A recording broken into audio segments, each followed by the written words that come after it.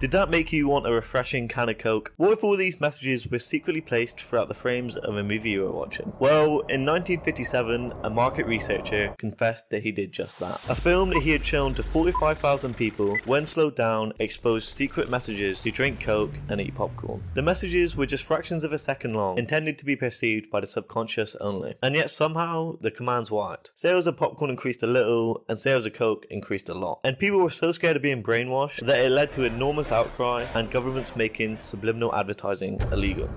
However, James Vickery admitted he was lying all along. There's no proof this experiment ever took place, and Vickery himself admitted that it was a hoax. Even in the following decades, researchers tried repeatedly to prove that subliminal messaging is possible without much success. But that was until 2001 when one study had a breakthrough. In the study, participants were asked to sit in front of a computer and watch as random syllables flashed on the screen. And for half the group, the words drink and cola flashed amongst them. Surprisingly, those that were presented with a subliminal messaging were actually more likely to ask for a drink, proving that subliminal messaging had worked. But interestingly, participants didn't ask for cola any more than the control group. These findings were solidified a year later when the same researchers tried another study. In this one, participants were made to watch episodes of The Simpsons, which were seeded with flashing images of Coke cans and the word thirsty. Again, the participants that were subjected to the subliminal messaging reported feeling more parched than those that weren't. However, they still weren't any more inclined to ask for a Coke. So it's possible to influence people with subliminal messaging, but not enough to sway their brand choices. How frustrating for the billion-dollar corporations. But wait, another study was conducted in 2006. This study theorized that Coca-Cola was too well known and thus imprinted too heavily into people's minds for subliminal messaging to make any effect. So they recreated the first study, but this time flashing the words Lipton Ice, a brand of iced tea that usually isn't people's first drink choice. Then, after the study, the participants were asked to choose between a drink of water or Lipton iced tea. And finally, the group that was subjected to the attempted brainwashing did in fact choose the branded beverage more than the control group. Yippee! So the question becomes, if subliminal advertising actually works, do brands ever use it? Watch this clip from the Food Network. This is at the end of Iron Chef America. We're getting closer. And look at this, a McDonald's ad right in the middle for just one frame. It's coming up.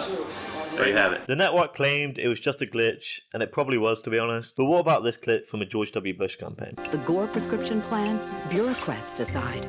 The Bush prescription plan, seniors choose. If you slow it down, you can see very clearly the words rats before the term bureaucrats, leading people to believe that he was subliminally slandering his opposition. So much so that the FCC even banned it from air. There are other examples, but the reality is, any company that was trying to use subliminal advertising nowadays would just be exposed immediately, and the backlash would make it not worth it. But that doesn't stop them from trying less obvious forms of manipulation. Companies have long known that influencing our senses can influence our purchasing choices. For example, the smell of freshly baked bread from a bakery is enough to make people walk into the bakery and buy from them. Similarly, supermarkets do this every year when they blast Christmas tunes, knowing that it will put you into a gift-giving mood and make you spend more money. But this also works at other times of the year too. One study showed that playing classical music in a wine store didn't make people buy more wine, but it did make them choose more expensive wine. And the same is true for restaurants too. If no music is played, a study showed that on average customers spent about $39. With pop songs playing, they spent about $40, and with classical music playing, they spent an average of $45. A massive increase that's just based on music. And companies are also influencing consumer behavior using a thing called nudges. Nudges aim to get people to do what you want without restricting their choices or generally interfering too much. For example, placing healthy food at eye level is a nudge, but banning junk food altogether isn't. A really famous example is when a famous airport placed an image of a fly